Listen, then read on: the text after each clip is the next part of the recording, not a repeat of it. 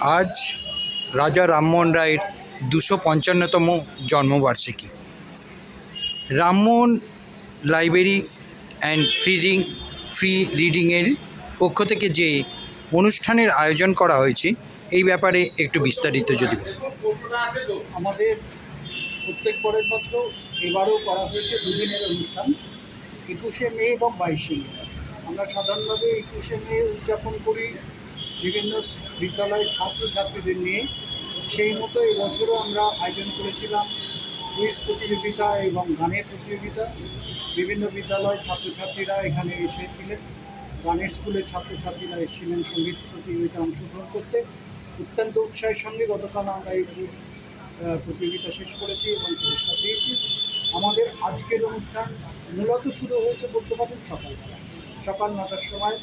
আমার পাশেই রামমোহন রায়ের মূর্তি, সেখানে মাল্যদান করে এবং ওনার বাড়ি আমাদের ঠিক লাইব্রেরির উল্টো দিকে, সেখানে গিয়েও ওনার মূর্তিতে মাল্যদান করে আমরা এটা শুরু করি। এবং তারপরে বিকেল 3টের থেকে আমরা লিটল ম্যাগাজিন পুরস্কার, যেটা প্রত্যেক বছর আমরা দিই। আমাদের কাছে যে সমস্ত বইগুলো 1 বছর ধরে আসে পত্রিকাগুলো, তার থেকে আমরা বেছে নিয়ে 20 জনকে এবার পুরস্কৃত করেছি বিভিন্ন বিভাগে। এই পুরস্কারটা দেওয়া হয়েছে, সেই সঙ্গে আমাদের কম্পিউটারের যে প্রশিক্ষণ কেন্দ্র আছে তাতে সকল ছাত্রছাত্রীদের হাতেও পুরস্কার তুলে দেওয়া হয়েছে। এবং তারপরের যে অনুষ্ঠান, সেটায় রামমোহন রায়ের স্মারক বক্তৃতা, সেই স্মারক বক্তৃতা এবার দেবেন মাননীয় শ্রী বিকাশ রঞ্জন ভট্টাচার্য মহাশয়। এবং তারপর আমরা একটি পুতুল নাচের আয়োজন করেছি, যে পুতুল নাচের মাধ্যমে ভারত প্রতীক রামমোহন রায়কে তুলে ধরা। রামমোহন লাইব্রেরির একটা ঐতিহ্য আছে, সেই ঐতিহ্যের ব্যাপারে যদি একটু তুলে ধরো। রামমোহন লাইব্রেরির ঐতিহ্য খুব বিশাল ঐতিহ্য।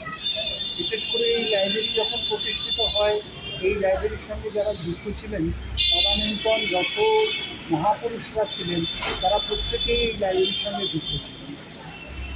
প্রথম এখানে রবীন্দ্রনাথ ঠাকুর এই লাইব্রেরির সঙ্গে যুক্ত ছিলেন। রবীন্দ্রনাথ ঠাকুর সহসভাপতি ছিলেন আমৃত্যু, এবং তার আচার্য জগদীশচন্দ্র বসু প্রথম সভাপতি। যতদিন না উনি বেঁচে ছিলেন, তারপরে আচার্য প্রফুল্লচন্দ্র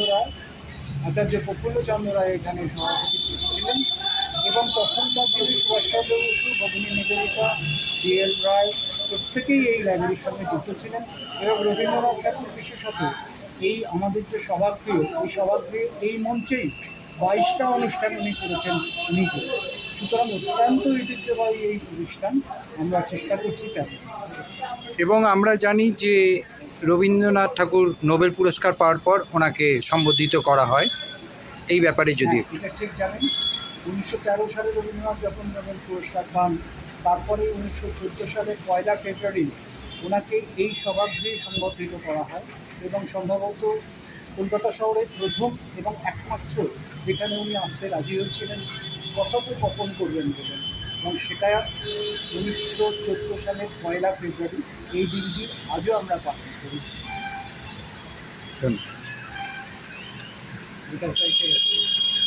রামমোহন রায়ের 255তম জন্মবার্ষিকী উপলক্ষে যে অনুষ্ঠান, সেটা আপনারা শুনলেন।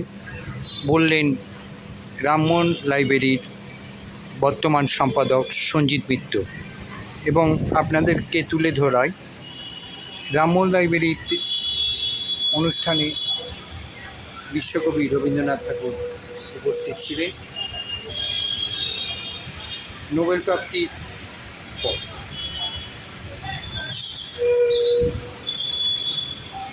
রামমোহন লাইব্রেরি থেকে সৌরভ দত্তের রিপোর্ট, সংবাদ দর্পণ।